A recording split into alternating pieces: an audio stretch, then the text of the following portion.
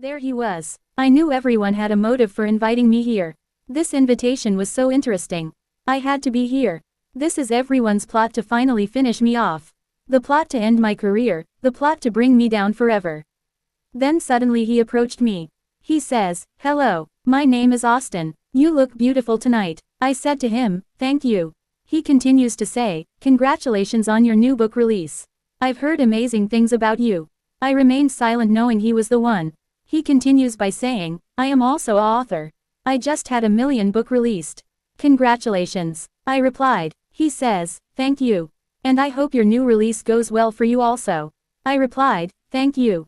Then the plot of my life begins. A dark-skinned woman who was very charming walked up to me and says, "Hello. I am Austin's mother, Ruby. How are you tonight?" I answered by saying, "Fine, and how are you?" Ruby answered me by saying, "Amazing." She continues by talking. She says to me, "I am having a major party this weekend to celebrate Austin's new book release. All the major people will be coming. In fact, a very important filmmaker asked me to invite you. He is interested in making a movie with your book. He wants to be introduced to you properly. So I told him I would be honored to ask you to meet with him myself. I promise you won't be sorry." My heart hit the floor. This was the invitation to this whole plot to introduce me to her wealthy low-class son who has no values, morals or self-esteem, who is only standing by me for a wealthy gain of his own. I immediately accepted the invitation by saying to Austin and his mother, both, "Thank you. I will gladly come to your event. After all, it would be ignorant of me not to get further information about the interest in my book." Austin's mother replies, "Yes, it would be very ignorant of you not to attend the party. We'll start at 7 o'clock. Wear something nice, just as you did tonight, please." Then she walks away. Austin started talking to me again by saying, "I had nothing to do with any of that. By the way, I didn't know my mother was coming to talk to you, nor did I tell her I was coming to talk to you either." I replied by saying to him, "It's fine." Austin replies by saying, "I would really love to get your number. I want to take you out for dinner at your earliest convenience." I replied by saying, "Why would you be interested in having dinner with me? May I ask?" Then, there it was. He was stumbling to find the answer to my question. I knew he was not as sharp as he looks, but I knew then that my interest in this plot was going to keep my attention. Austin answers by saying, "You are very beautiful and intelligent. I am very interested in starting a relationship with you. To be completely honest," I answered Austin by saying, "I would love to have dinner with you." Austin immediately says, "Is tomorrow night okay with you?" I replied by saying, "Yes." I gave Austin my phone number. He called me to confirm the date for that night. Around 10 a.m. the next morning, Austin came to pick me up. At 7 o'clock he looked nice. He arrived at my door with the most beautiful roses I had ever seen in my life. But I was completely focused in checking to see if he caught my eyes rolling in a downward position, but he didn't notice. I quickly took the flowers from his hand and told him they were beautiful and thanked him. While in the car to the restaurant, Austin talks about his mother's party and how he wants us to go to the party together. My curiosity made me started asking questions. I said to him, "Who is going to be at the party?" He immediately grows out of his charming, man-like character. He started to speak in a higher voice that seemed to fit him more. This is what I wanted to see. Austin says loudly, "Oh, everybody is going to be at this party. My mother knows how to throw a party. She knows all the famous people, and they will hook you up with more famous people, and eventually those people will set you up to meet the owner of the companies. That is what you want, trust me. I know the owners are the only people I deal with. The owners are the only ones invited to this party tonight. I guess you jumped straight to the top." Austin then looks romantically in my direction. I replied by saying, "I guess I did. If everything goes right for me." Austin replies by saying, "Emily, everything is going to go fine." I looked at Austin in a daze of anger, because at that very moment, I knew his reply was missing information, very important information about me, and not himself or anyone else. They all were going to be fine, just not me. I realized that I had made up my mind. I was in this for the long run. I was going to gather as much information. This shit was not about to go down. Austin could not make it to his seat without greeting or being greeted by almost everyone in the restaurant. This was a Friday night, so it was very busy. I was bothered by the lack of courtesy given to me by Austin's meet and greet time, but I had to be myself. So I asked the waiter what table Austin and I were reserved. The waiter showed me. I politely asked to be seated, and I looked up, and I immediately noticed that Austin was so angry, he stared right into my face as he walked to the table. I figured that was Austin's grand entrance.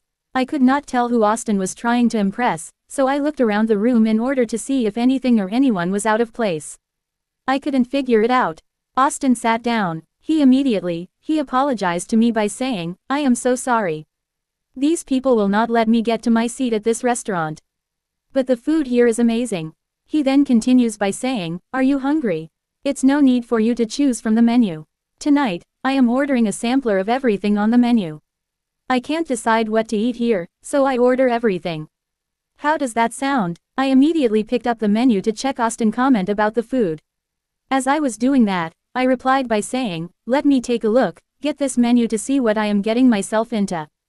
Austin laughs quietly. The menu was mostly seafood dishes, crabs, lobster, fish, shrimp and so on. Everything looked really great. I then replied, "I will have what you are having." Austin smiles and immediately orders exactly what he said he would order. Austin says, "Emily, are you or have you ever been married? Do you have any children?" I answered no to both questions. "What about you?" I asked. Austin says no to both questions, then he continued by saying, "I am open to both." He then says, "What about you?" I answered by saying, "I'm 39 years old. I'm not closing any doors. I believe if things happen, then they just happen." Austin says, "I have the same beliefs also. That is the way no one gets hurt.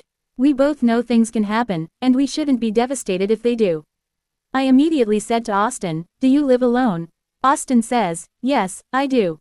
I said, "How are things at work? Do you work late nights? Are you able to be at home or spend nights out?" Austin takes a deep breath, and he looks into my eyes. At that minute, I knew Austin had been playing crazy. He wasn't dumb as fuck at all. I also knew if he didn't come clean now, then it would be never. I would have to play this all the way. Austin could know what's behind all of this, but no one is making him do this. He's too smart, clever, but he's playing the hell out of someone, and he doesn't care about himself or me either. I knew that this was bad. Austin says, "No, Emily, I am at home mostly. I do not get out much at all. I work at strict times 8 o'clock until 5 o'clock. I will not be tied down to a job." And there he was, very stern, cold-hearted man who has no values, morals, or self-esteem. A cold-blooded killer appeared directly in my face. I immediately replied by saying, "You know, at this very moment, I believe you would rather die before anything or anyone controls you." Austin looks even heavier into my eyes at that moment. I was ready to play this game. Either way. And when Austin takes a deep breath, he says, "Why would you say that? Do I look like I take things that seriously?"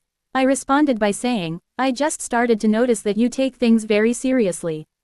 Austin took another deep breath and says, "I am a serious person." I then said to Austin, "Okay, then tell me. Why are you setting me up? What is your plan? I have nothing to lose. I haven't believed anything other than you and your mother are trying to set me up in some kind of a way. So what is it going to be?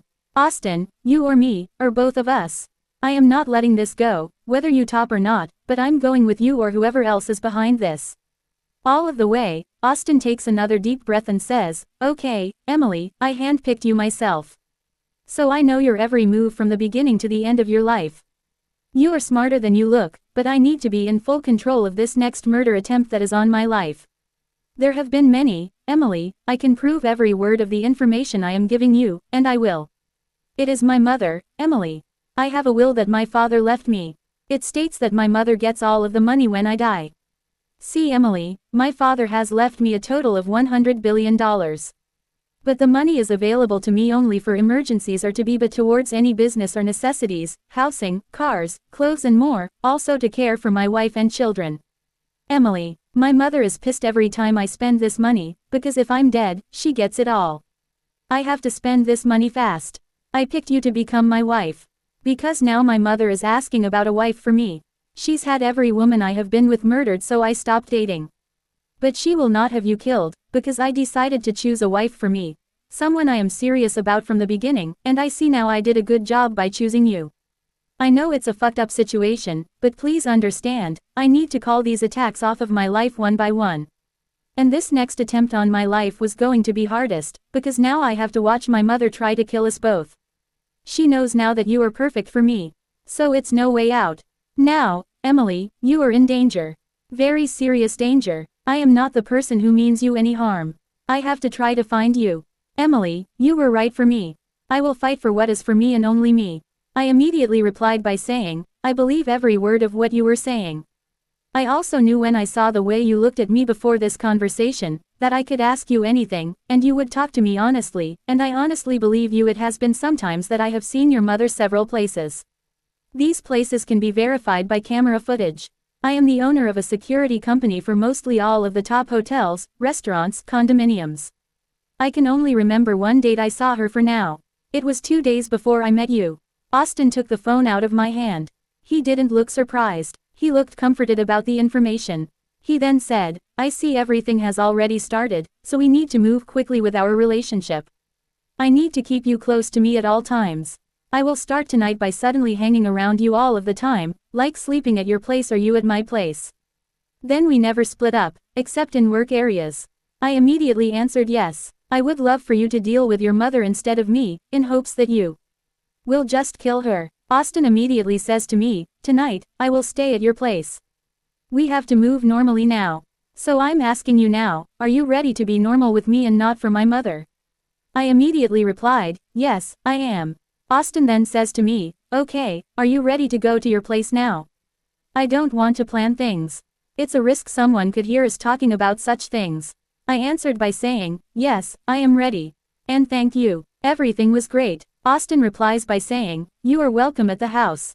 Austin and I stayed up all night. I still had plans on destroying Austin's mother's plans, and now it wasn't all about me, so I knew I was going to have to rush things with Austin. His crazy ass mother was not going to kill me. I felt bad about Austin's situation. People would kill for that sum of money gladly. I knew that my life meant absolutely nothing to Austin's mother. I was already visualizing the harm she has planned for me, and I was so pissed. The next morning, Austin answered a call from his mother very coldly. He says, hello, I am with a friend. I took her to dinner last night and stayed at her house. What do you need? I don't have any extra money. I told you to figure something else out.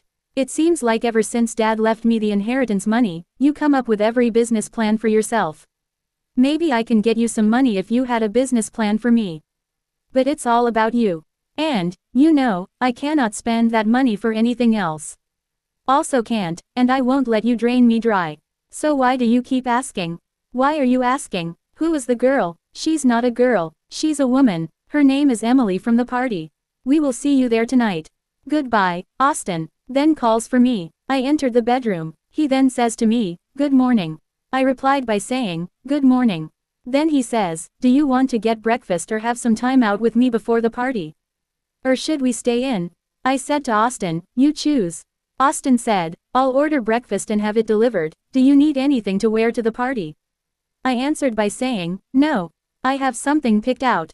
Austin then says, do you need anything at all besides money for the bills, food? I answered no. Austin then begins to write me a check for $30,000. He hands it to me, and he says, this is for the next 5 months of bills, food. If you need more, let me know. I replied by saying, thank you. This will cover more than everything. Austin replies, I know the rest is for your expenses. I said to Austin, thank you. He says, you are welcome. I then said to Austin, what about your place? He immediately said, I know we will be more comfortable here, so I am going to sell. I plan on staying closer to you than I thought. My mother was furious. She hates you already. I then said, okay, that sounds nice. I was feeling the rush of anger coming to me. Austin was so upset, he couldn't hardly look at me. I said, Austin, everything is okay. I see this whole thing is upsetting you, and I don't like to see you upset. I really need you to know that. I know my telling you those words are not going to help anything or change anything, but I am going to still express my emotions to you at all times. Austin then says to me, thanks, I can tell you're upset. I am glad that are talking to me about it. Austin had begun to bring strong presence of peace in spite of the situation, and I noticed I loved it. So I told him that also. Austin immediately smiled and said, those words are comforting to me.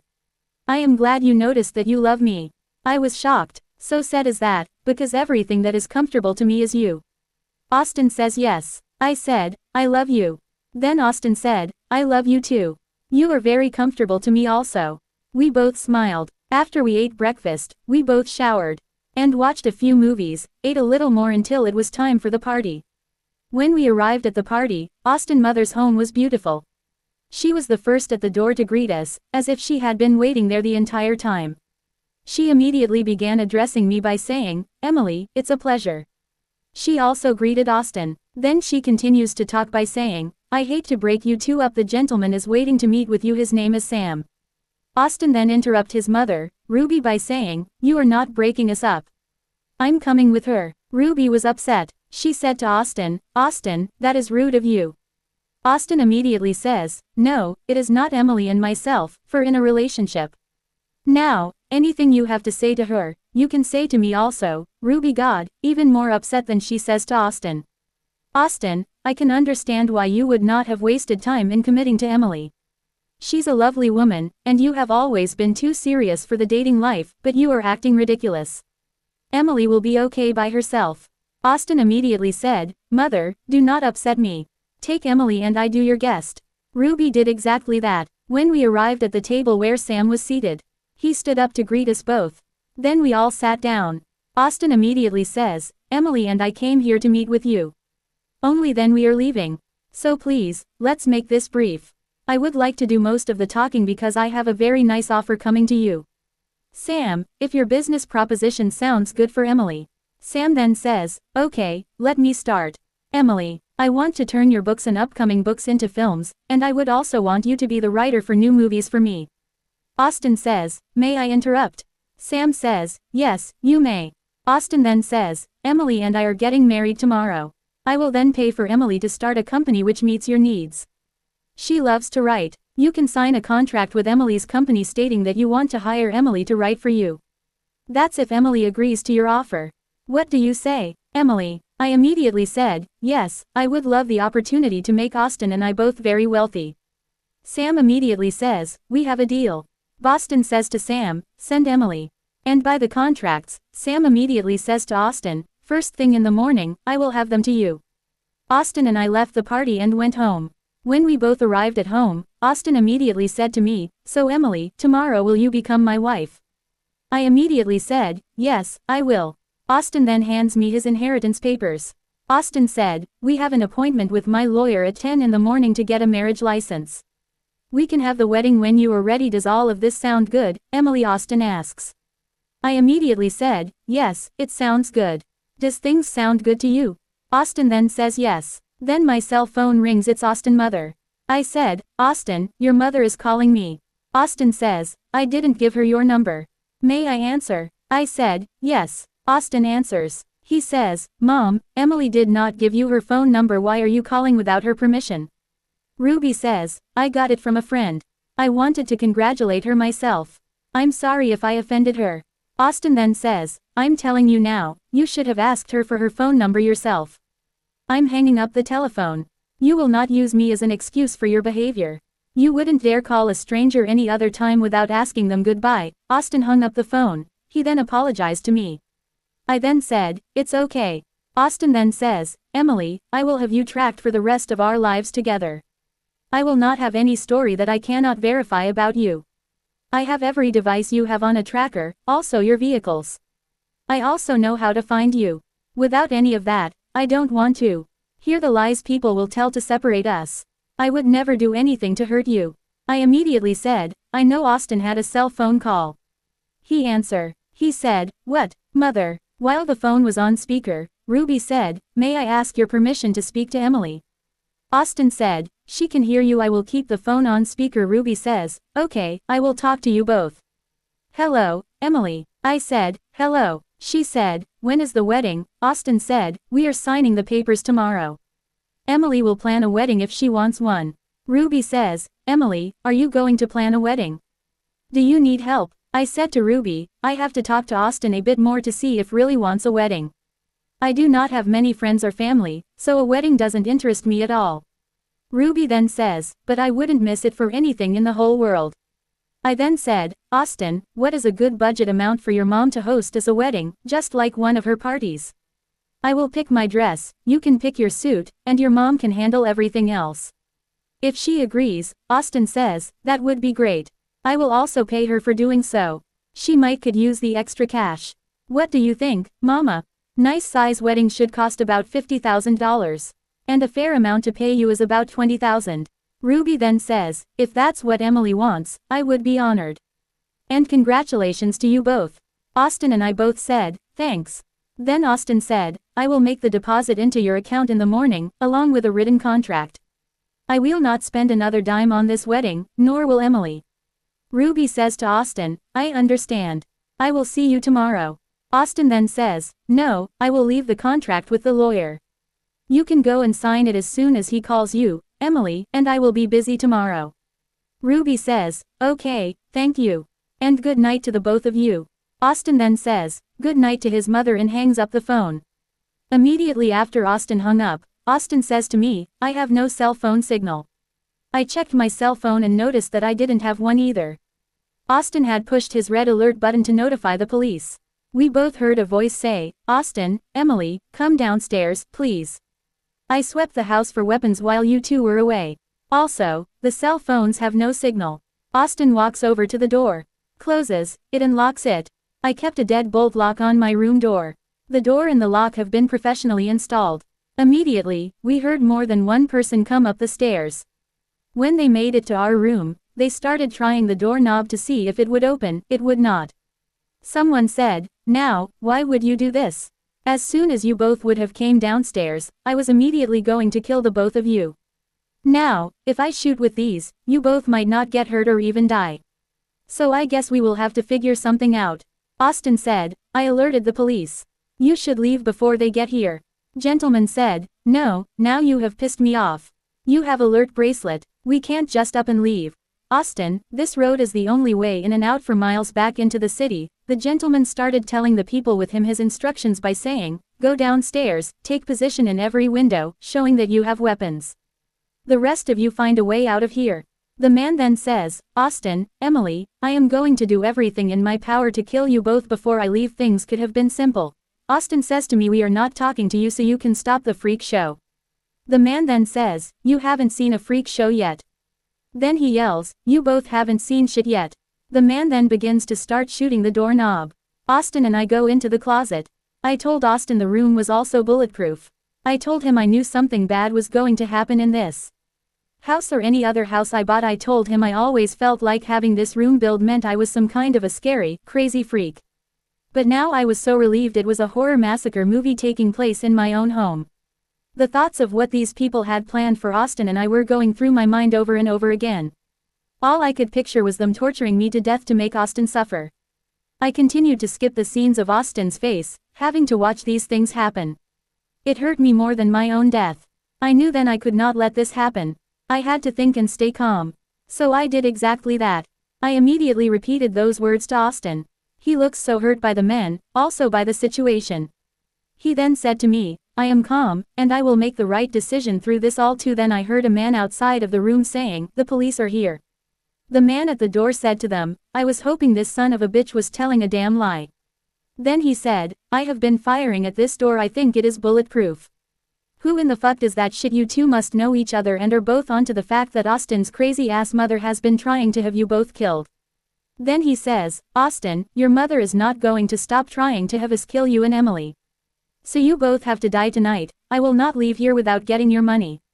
See, Austin, your mother is completely out of money to pay for this. I know you don't care, but I do.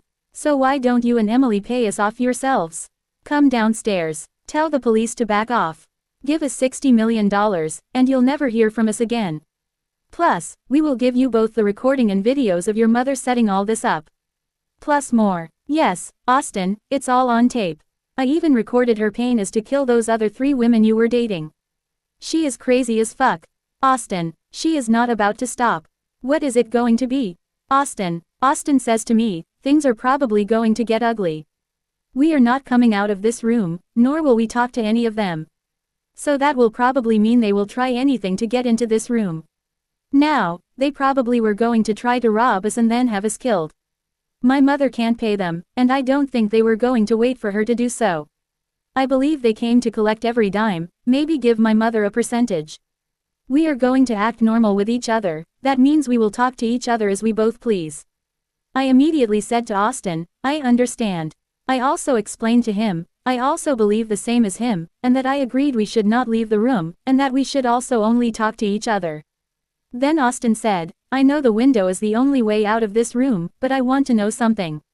You have planned everything so well, and regardless of what happens next, I am proud of you for trusting your instincts. My next question is, do you have food stored in this room? I immediately opened the slider door that had a fully equipped kitchen area. I said, yes, everything is fresh. Austin smiled and said, I am pleased. I do not know for sure how long this will take. The police probably will not enter this house anytime soon. And those men have no way out of here.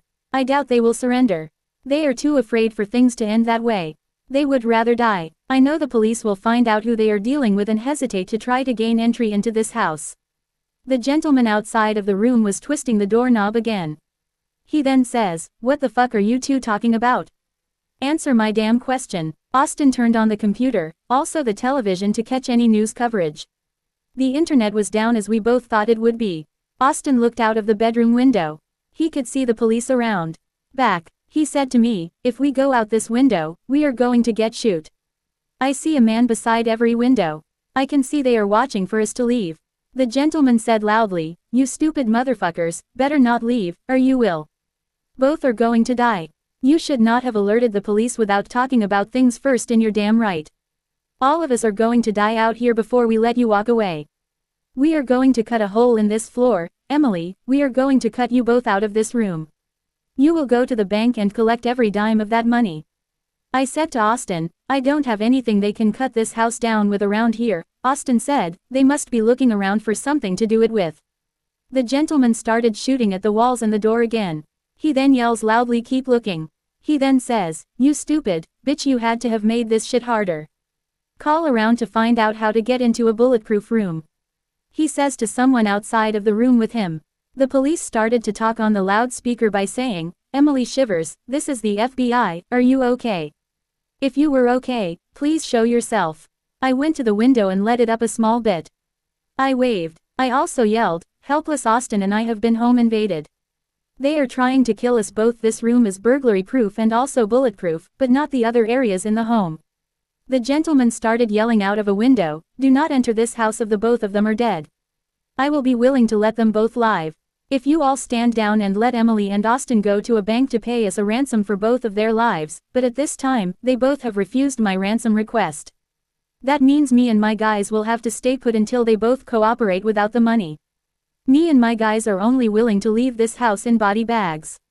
The gentleman immediately started his way back to our room yelling, did you hear that? Emily and Austin, we all have to die if you don't come out of this fucking room. He then started shooting at the room with a shotgun. Things had gotten serious at the time. Several of the men did the same. It was so loud, they continued to take turns shooting at the door, the walls and ceiling, the floors around the room. It had to be at least 10 of them or more. They were mostly concentrating on the floor area. But the installation guy instructed me that would be the first way that a desperate intruder would attempt to gain entry. It would be by try to go through the walls in other rooms or even the floor. Even though the room was upstairs, it was a separate part of the house by itself. That meant you could not get in even by tearing the whole house down. I paid close attention while it was being built. I knew that this room was invincible, but the intruders putting it to the test was another thing. It was a testing freak show. The men kept firing. They kept screaming, let us in this damn room. We will not leave this house, even if you two play dead in that bitch.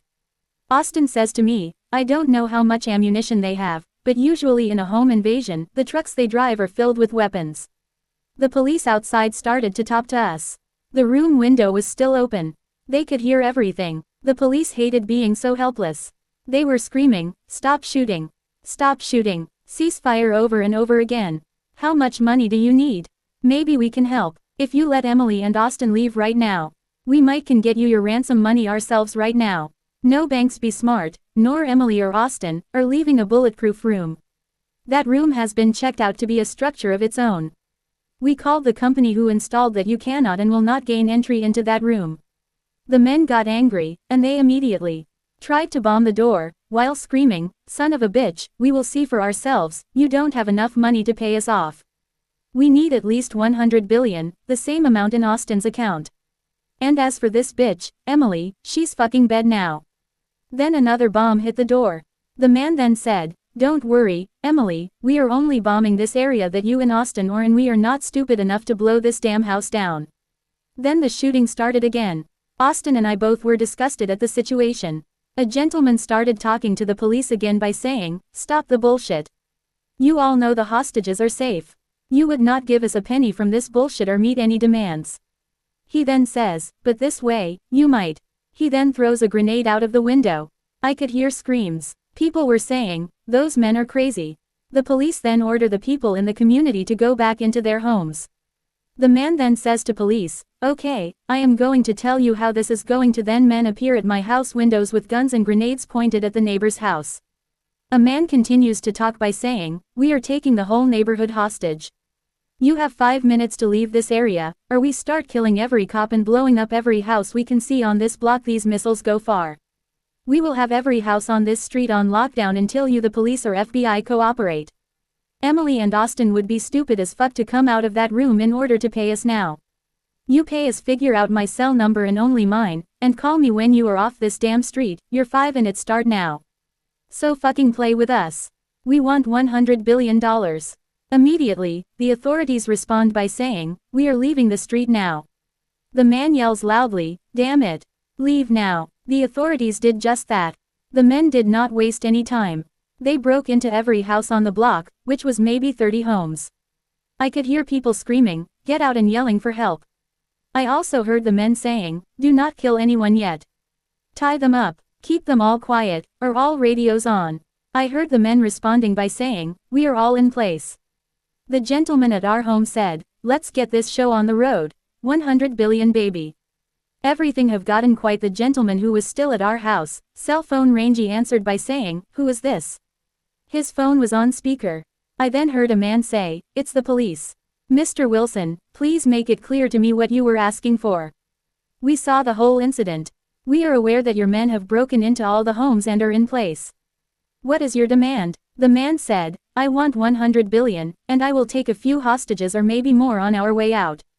The authority then said to him, "Are you prepared to be calm for maybe 2 or 3 days?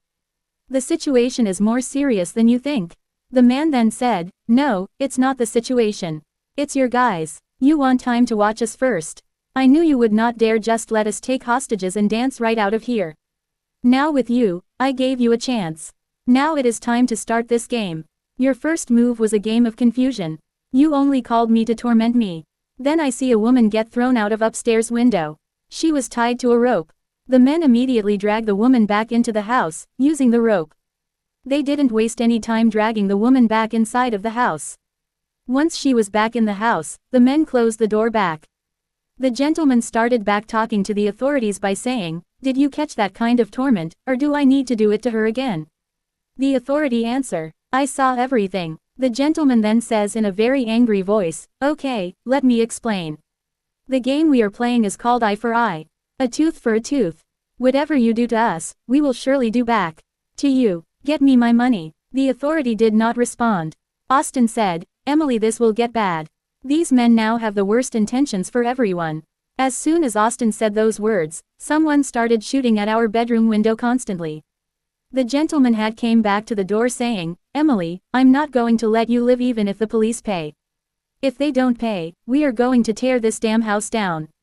I then noticed a missile was coming straight to me. The gentleman walked away from the bedroom door. Austin said, "I'll make us something to eat." He then went into the bathroom to start bath water. He said, "I would love for you to take a long bath while I cook us both early breakfast." I immediately said to Austin, "Thank you." And I did, as he directed. I was calming down. I knew Austin and I would be fine in the room and that we both could sleep peacefully. Also, I was mostly concerned about the other residents. I knew the woman was hurt by being thrown from the window, also the way she was pulled by her legs back into the house. I started talking to Austin by saying, "Do you think the authorities will pay the ransom?" and said, "I really do not know the amount of money those guys are asking for. It's ridiculous. I have been trying to piece things together so that I can figure out the next move first. But these guys are more complicated than I have heard of them being. Things are moving quickly, but right now, I want both of us to start getting comfortable. I know that the worst is over. We both have experienced since the shooting and explosives going off back to back. So it's a great time to relax.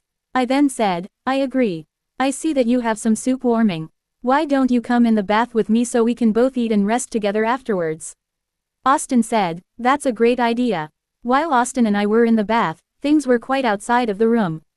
We both could hear the men walking around going in and out of the refrigerator, which made me upset. Those men had got uncomfortable while being here to kill Austin at night. That part one did not like. I could feel myself overwhelmed with anger. Austin and I started getting out of the bath and started to get dressed. I gave Austin a large white t-shirt. I wore a lot of men's t-shirts and tank tops, and also sweatpants that were too big for me, so I started to separate them and put them in a drawer for Austin. Austin saw me, and he smiled and said, thank you. I also had a washroom in the bedroom with us with both washer and dryer. So I also started washing and drying Austin's clothes. While I was doing his clothes, things had stayed quiet. Austin and I also ate. We both listened very quietly.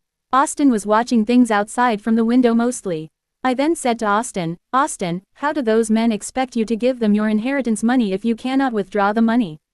Austin immediately says, Emily, you are smart. I was thinking the same thing.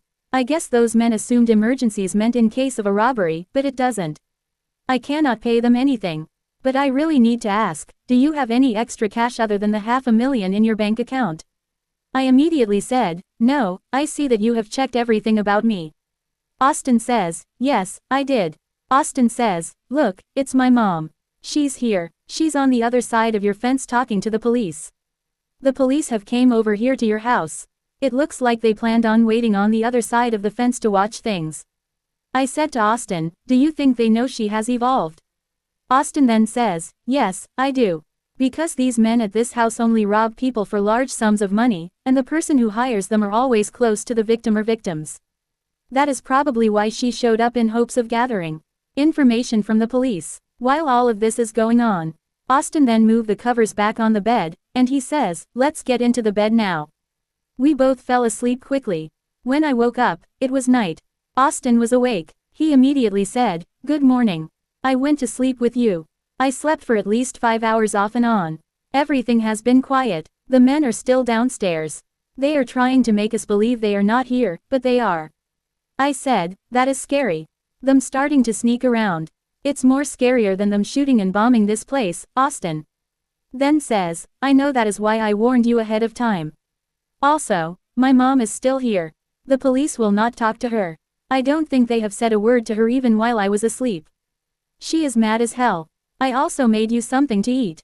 I will do most of the cooking and cleaning because I do not want you uncomfortable. I have gotten you very comfortable, and also sleeping and eating, and I plan on keeping you this way. I immediately said, thank you. I do feel a lot better. I'm about to go wash up, and I will eat very shortly. I hate eating soon as I wake up, the fullness takes all of my energy. Austin then gives me a kiss. Then I went to wash up. Everything was quiet. The feeling was really uncomfortable. Then I heard a police calling for Austin at the window. The authorities said, Mr. Martin, can you please come to the window? We need to know you and Emily are okay. Then I hear Austin say yes. We are both are okay. Then suddenly a man had brought one the hostages from another house to the front door. It was a man. The man was immediately shot in the head by one of the men who was holding us hostage. The man who shot him said, if you communicate with ours, we will communicate with you. Get us our fucking money. Now, everything was quiet. Austin said, Emily, baby, stay back. You do not want to see this. I said, okay. My eyes were filled with tears. I was so angry. Austin then picks up the house phone. I knew to always keep a landline in the room where this. Austin then calls his lawyer. He said, Emily, and I cannot make it to the office.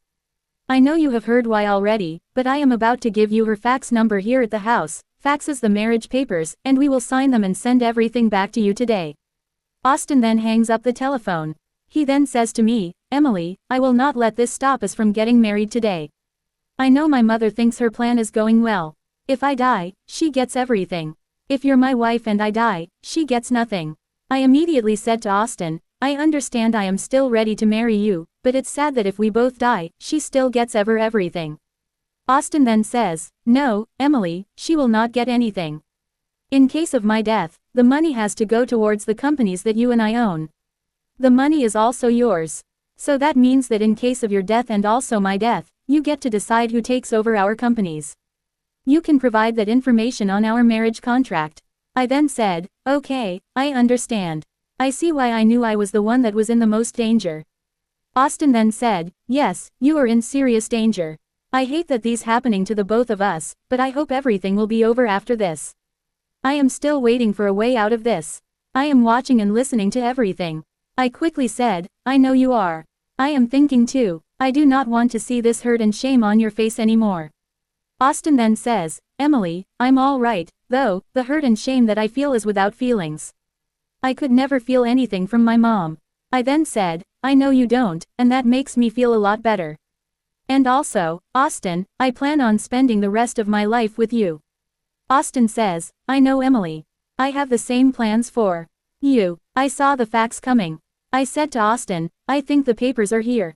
Austin then says, I need to make copies of your birth certificate and identification card. I said, I have them. I reached for my purse and handed him my identification card. After that, I went to my file cabinet and gave him my birth certificate. Austin said to me, yes, these are our marriage papers. He then said, after we eat, we can go over them together, and also the inheritance papers are attached to so we can go over them together too. I said to Austin, I'm glad to have you as a husband. Austin said, I am excited too. I already love you so much. I then said, I love you too. Austin and we talked about the man who was shot in the head. We both were upset things were going this way, especially over us. Austin and I also went over all of the papers and faxed everything back about 3 hours after signing the papers. Austin's lawyer called and said everything looked good and that he had already sent everything. After Austin hung up the phone, he was looked as if he felt accomplished. I loved seeing him that way. He then told me the good news. We immediately kissed and hugged. Austin said, we are going to take a vacation after this. If you are up for it, I know the wedding is off. I immediately answered by saying yes. Either way, it goes the wedding your mom was going to plan is off, but I would love time alone with you here or anywhere. The house was still quiet, but outside had gotten stirred up. Quickly, heard screaming coming from outside. The men had gotten all of the hostages from their homes. He said, okay, this is taking too long. I am going to start killing hostages one by one until I get my money.